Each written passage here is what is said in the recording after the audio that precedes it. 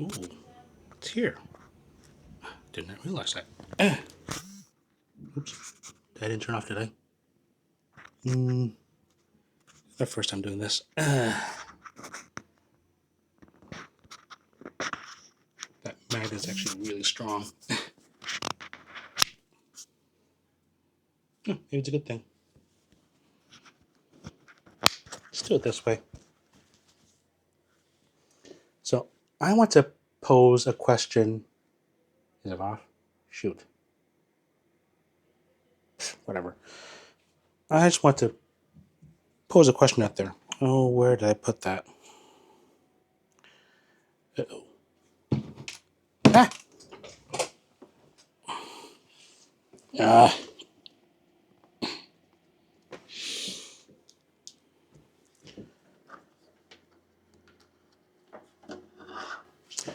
I just want to put this question out there. Should I buy now or should I buy later? So I like to take pictures. I like to take photos. I've got video equipment as well. Some. Not much of a YouTuber. I'm barely successful. I don't even have much time to actually make videos as much anymore. But I still have time to take photos, and I really love doing that. This thing has been in my life for a couple of years. Now, the lens, this is actually relatively new. This is the Canon RF35 f1.8 macro. Got it for cheap, and it's stuck on my Canon R7. It's treated me really well. I've had it for a couple of years. I've had it since its release date. It had replaced this, the Canon EOS R M50. Yes, I still have it. It's nifty. It's small, very lightweight. I think I might give this to the kids. I just came back from their karate tournament. I used both these cameras, and it was a bit of a pain. I was running back and forth a lot. That thing has a lot of limitations. It still works great, but record limits, the autofocus was not to mention it being an M mount system. M mounts are dead, so I really can't get anything new. I had to keep adapting older lenses, which I do the same thing with this. I don't have that much of a problem with it, but to maintain that small profile, you really should stick with the M mounts because all those lenses are small, for except for the Sigma stuff. So I would like to get a second camera to this, and considering what's in my camera bag now, this is a full frame lens. I've got several others here. Actually, I really should do a video on what's in that camera bag. It's changed a lot since I last did a video, which is how long ago? Yeah, I don't remember now. So I don't really need to keep APS-C. I still want to keep this camera with me, but I want a full frame camera companion. Now, I've been debating this for a while. Now, I've been looking at the EOS R6 Mark II for quite some time. I've been waiting for the price to come down, and then as the price comes down, Canon decides to release, oh yeah, we're going to make a R6 Mark III. And I just went all over the rumored specs. The same, or at least similar stack sensor from the R3.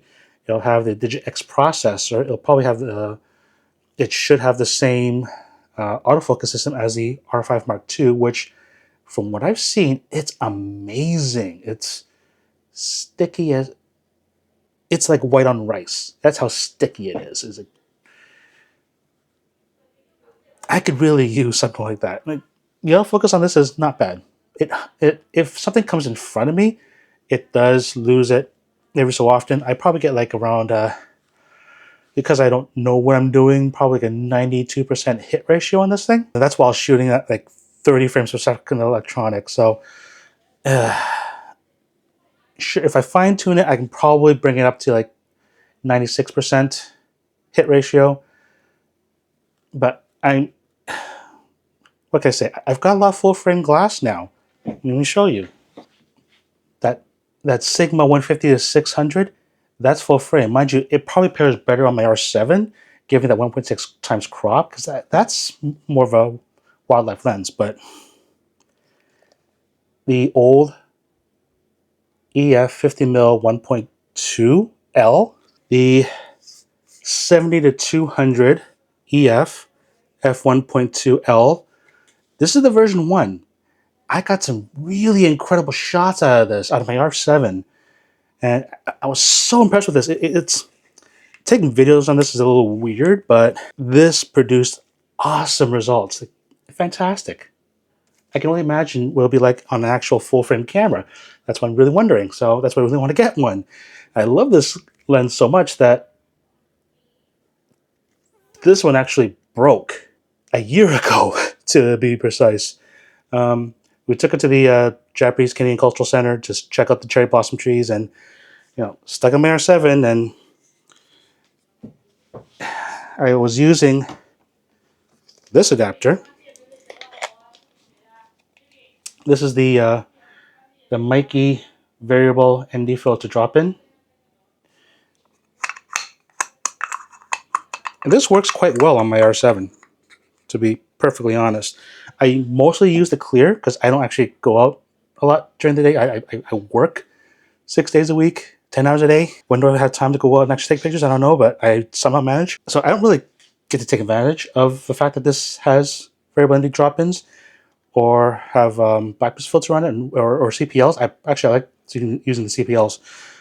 But this was attached to my R7, attaching this, and I guess maybe I forgot to lock it, and next thing I know, whoops, this thing fell. This had a hood on it this way, and picked it up. I remounted it, checking it in. It's like, okay, it zooms fine. It zooms. Where is it? Why is it not focusing? Oh, oh, oh no. Okay, bring it back to 70.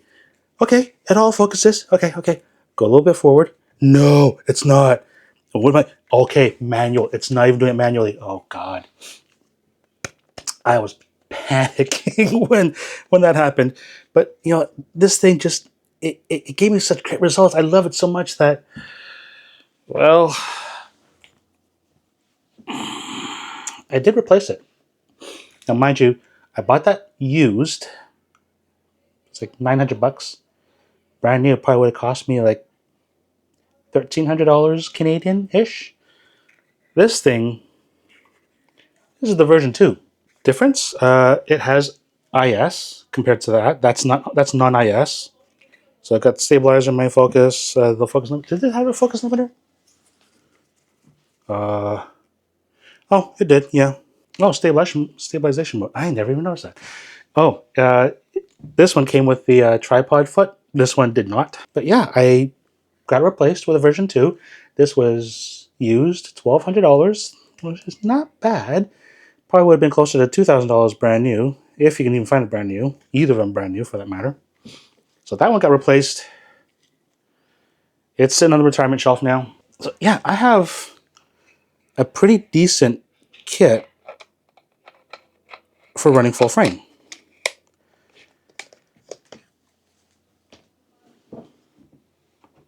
So I was hoping that the R6 Mark III that we've had, well, we're supposed to get an announcement, rumor has it, by the end of this month of April.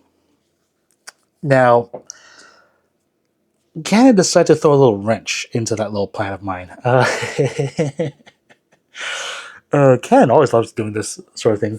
I just noticed when I went on Facebook that Canon has been advertising that they're offering 0% financing on, I'm guessing, just about everything on the website. Because when I go on here, check out the website, all their cameras from 6 months up to 24 months. I'd rather not do a screenshot of it. I'll just do it on here. It is 0% all the way, if you qualify, mind you. So now the R6 Mark III has not been announced yet, but at the same time, this is a great opportunity. Is the R6 Mark II off the table? No, actually, it's not. Some of my biggest reasons why I want to jump, especially into that system, the only reason why I'm not considering something like the R8 is that damn battery it's small. I already have a small camera with the M50, and I think that one, this uses the LPE12, I think. Yeah, LPE12. The R8 uses the LPE17, I believe. It should be like the same size battery as this. Mind you, it's not. It's probably not compatible with the 12. So all my 12 batteries are just gonna be just on this little guy. This honker uses the LPE6NH battery. Now the R6 Mark II uses the same battery as this. It's within the same generation. Initially, the reports when the R5 Mark II came out, the next generation of cameras, they run the LPE6P batteries. Speaking to a few people, some people are saying it's not compatible, the NH battery onto cameras that run the P battery, but that might only be for the R5 Mark II because that thing's a beast of a camera. 8K recording, a 45 megapixel full frame camera, stacked. It's got two chips. It's got the Digic accelerator plus the Digic X processor, CF Express Type B card. It's way more camera than I really need, but it has that autofocus system. It has the stack sensor. It's a fast camera, so no rolling shutter. The rolling shutter on this thing is actually bad, and that's putting it lightly. I don't really do much that probably would, if the rolling shutter on this probably would not affect 80% of the pictures that I take. But again, this 0% financing opens up that opportunity for me to even consider the R5 Mark II. Like the R6 Mark II, over 24 months, 0% financing is $230 roughly every month for 24 months. R5 Mark II is $241.67 every month for 24 months. So it's for 24 months, it's roughly twice the payment for almost twice the camera. So yeah, this is where I'm at now. It's like, either of these cameras is more than what I need, but the next generation of cameras has a lot of what I want and I'm looking for. The autofocus, having a stacked sensor. Even just today, when I'm noticing when I was nabbing pictures of my kids, especially during sparring, I was trying to find those perfect moments where they scored a point. So I went to pre-burst, or that's pre-capture. On the camera, it's called raw burst mode with pre-capture. It's a pain to handle. The R7 and apparently the R6 Mark II saves it as a very specific file. In camera, you got to open up that file and flip through those pre-capture pictures. Choose the one you want. Choose the ones that you want. Extract them afterwards, either as JPEG or RAW or HEIF. Don't do that. I like the way that the R5 Mark II does it. As you're holding it down, it takes all those pictures. It takes them, stores them in buffer, it takes them. The moment you hit the shutter, those buffered pictures now go onto your card as a saved picture, rather than some weird file that only the camera recognizes. That's something, again, I could use that. Canon, why are you doing this to me, man? I'm really hoping that the R6 Mark III addresses those. The pre-capture, having that better autofocus, all in a 24 megapixel censored body. Again, the R7 is, what was it, 32 megapixels? That's more than enough than what I need. 24 is perfect. It's boom. It's probably bang on for my uses. And I can actually use it in low light better than this thing. Remember, this is APS-C. It does a surprisingly good job for an APS-C camera. But again, with all my full frame, especially with being L lenses, it's kind of being wasted on my R7. So I have till the end of this month to figure out what I want to do. Am I going to wait for the R6 Mark III? Or do I bite the bullet now and jump into full frame? And if I go now, do I play it safe for the R6 Mark II and have it perform relatively on par with my R7, just lower megapixel, better low light, and a full frame package?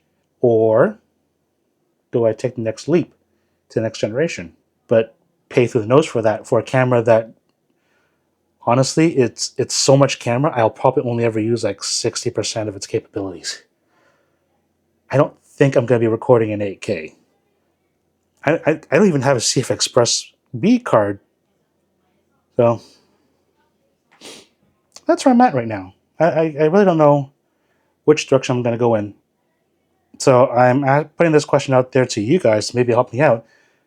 What would you do in this situation? So I'm not going to ask for subscribers. I don't regularly do content, so do whatever. At least leave a comment of what you think I should do in this situation. Thanks a lot.